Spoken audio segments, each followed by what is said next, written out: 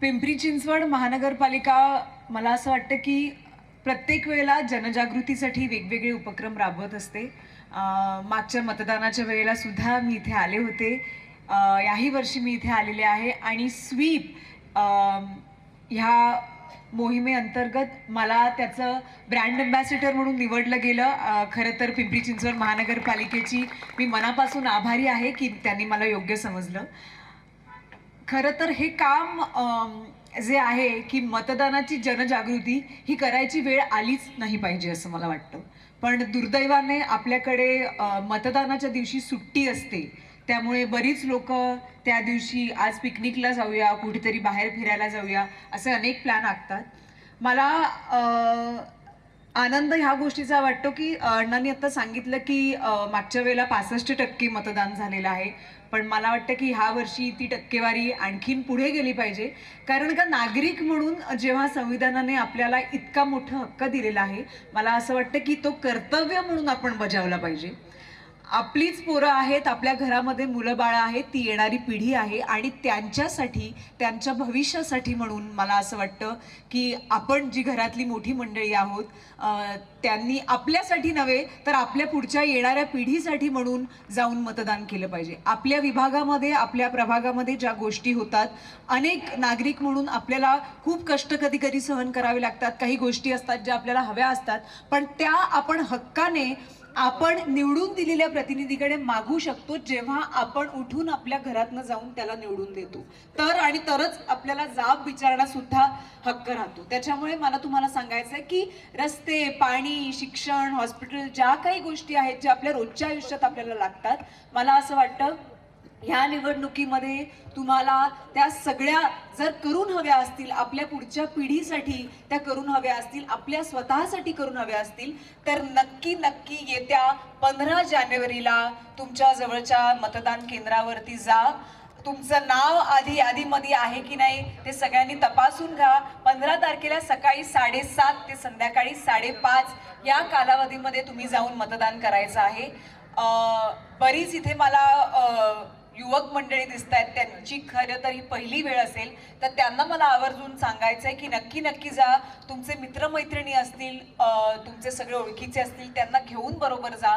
आणि घरातल्या वडीलधाऱ्यांना मला आवाहन करायचं आहे की अजिबात ह्या दिवशी सुट्टी आहे म्हणून बाहेर जाऊन फिरायला किंवा घरी बसून राहू नका. आपला हक्क बजवा. आणि जसं म्हटलं जातं की मतदान हे सगळ्यात श्रेष्ठ दान आहे, तर त्याचं आपण सगळ्यांनी भान राखलं पाहिजे.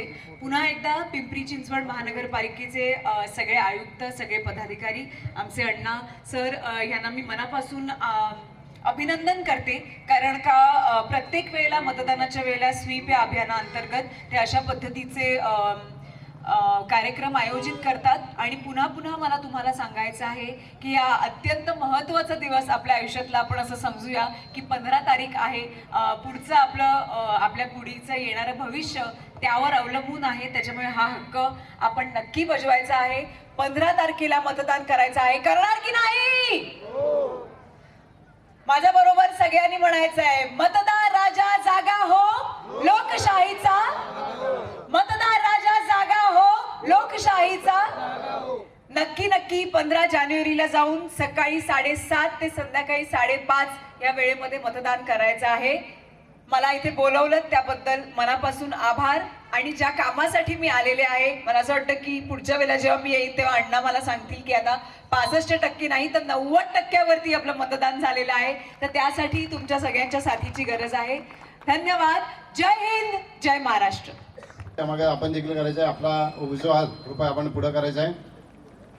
आम्ही भारताचे नागरिक लोकशाहीवर निष्ठा ठेवून याद्वारे प्रतिज्ञा करतो की आपल्या देशाच्या लोकशाही परंपरांचे जतन करू आणि मुक्त, निपक्षपाती व शांततापूर्ण वातावरणातील निवडणुकांचे पावित्र्य राखू व प्रत्येक निवडणुकीत निर्भयपणे तसेच धर्म, वंश जात समाज किंवा भाषा यांच्या विचारांच्या प्रभावाखाली न येता किंवा कोणत्याही प्रलोभनास बळी न पडता मतदान करू.